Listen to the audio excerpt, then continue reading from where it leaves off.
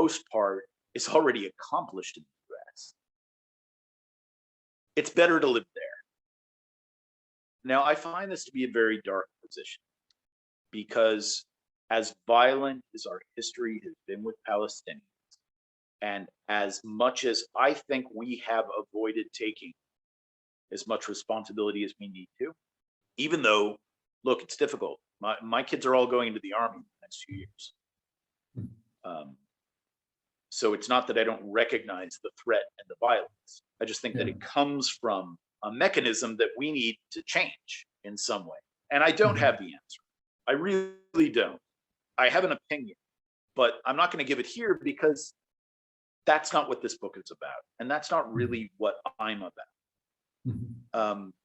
But the ugly idea is this: as bad as, even if you take the view that Zionists came in here as colonialists and effected a genocide against another people, an ethnic cleansing, and what we have today is apartheid. These are the like strongest terms out there.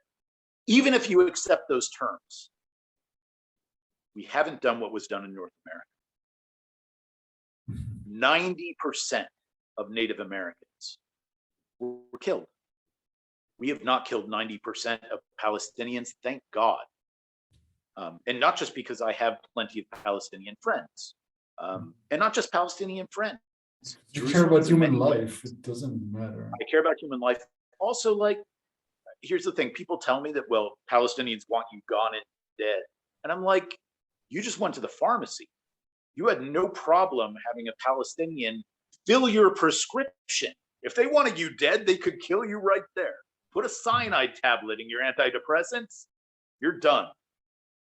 Palestinian truck drivers are driving the highways here. If they really wanted to kill all Jews, they could have a coordinated thing where they just create carnage on the highways, crashing all their trucks into cars. They don't want to kill us all the time. But my point is this. All the time, okay. To say, or ever, I mean, most of them don't want to kill me ever. Certainly my Palestinian friends don't want to kill me. And colleagues, I have Palestinian colleagues, I have Palestinian clients. Yeah, I'm sure. It's not just an individual thing. They're not sitting around thinking like, how can we kill off all the Jews? Because like, no, they have to, clean their kitchens and take their cars in for a test and get shots for their dogs or whatever. Like life goes on. People are like a little too busy to be contemplating how to like kill everybody else. But here's the deal. What I want to say is very ugly is the idea that it's better to live in the US because already 90% have been killed. It's complete. So now it's okay. Not only that it happened, what, 5 decades earlier? What's 5 decades in the scheme of history? Like 5 grandfathers. Third of all. Isn't it in some senses, if you say that it's ongoing here, and I think that there are ways that it is ongoing here. I got a call this morning from a Palestinian friend of mine who lives at Shuafat, which is a neighborhood/village not far from Har HaTzofim, in the north of Jerusalem. Har HaTzofim is where the university is. And she has, on ancestral land that is privately owned, a large olive orchard and a vineyard. She calls up this morning and she says there are these Canadian archaeologists that brought in all these laborers and they're digging up my vineyard. And they have permits from the Israeli government to do it. And there's nothing I can do about it.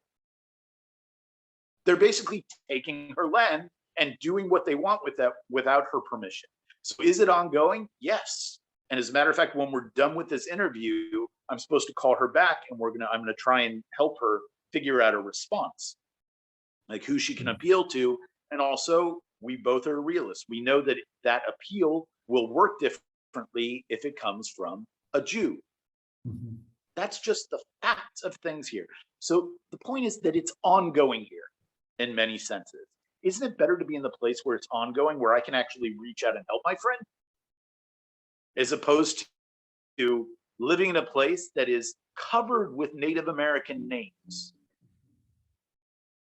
knowing that 90% of them are killed off, and now it's a bunch of decades later, so now it's okay, because the implication then is, and this is the this is the opinion of some people who even sit in the Knesset, sit in the Israeli government, that we just need to get it done.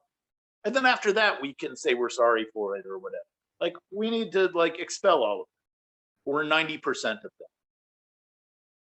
And then, you know, Ben-Gurion very famously is believed to have said, this isn't documented, but it certainly captures an attitude, that the old will die and the young will forget. That's a hideous thing. It's a hideous thing, That's it's not true, but like I just want to go back to something that, like, first of all, it's not as the problem is when you get to a victimization fight, who's more of a victim? And when someone like that gets, like, you're fighting a victimization fight, who's more right? It doesn't go nowhere, never goes anywhere. It just, Right. Both of the sides feel bad about it, and we're done. And there's no resolution. Responsibility, which you did, actually make sure that something does happen. So that's how I feel about it. About the thing with the Arabs in Israel driving trucks, they don't coordinate it, but there were definitely several terrorist attacks using trucks. How many? How many? Well, How you many can just trucks search are it on up. the highways today, and how many historic have been engaged in any sort of a ramming attack? What's the percentage? I don't know what's the percentage, but it's there. It happens. You just only need one to get paranoia. I get in my car tonight to go to my son's basketball game, which is outside the city. I'm going to be driving in on those highways. I don't feel I'm at risk. Okay. Well, you don't, but some others do, and justifiably sometimes they do, because that's what they see. Like, I don't justifiably, but you understand why they see what they see. You understand why they think what they think. Okay, there is. I may have a different understanding of it than you. Okay. Because I think we're taught fear.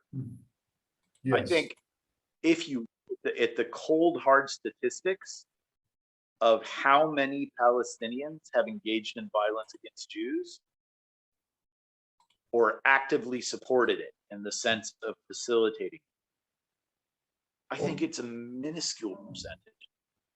And my Palestinian friends will say, but how many Jews put on a uniform and walk through my neighborhood with guns?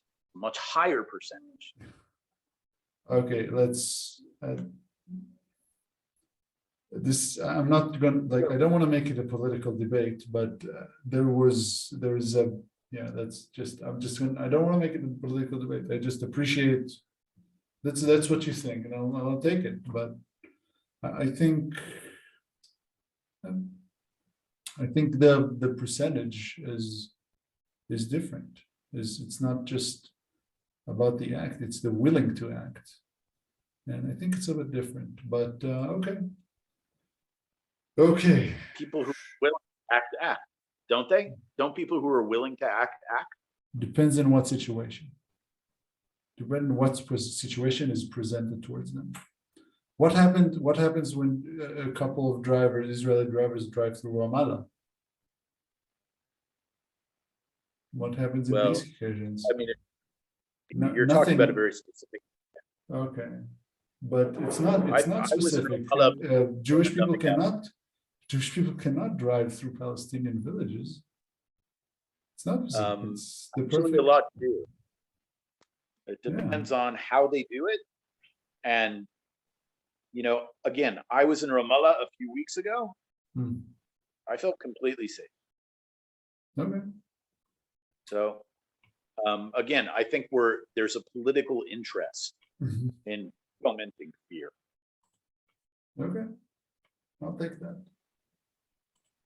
Okay, let's finish up with the serious topics, and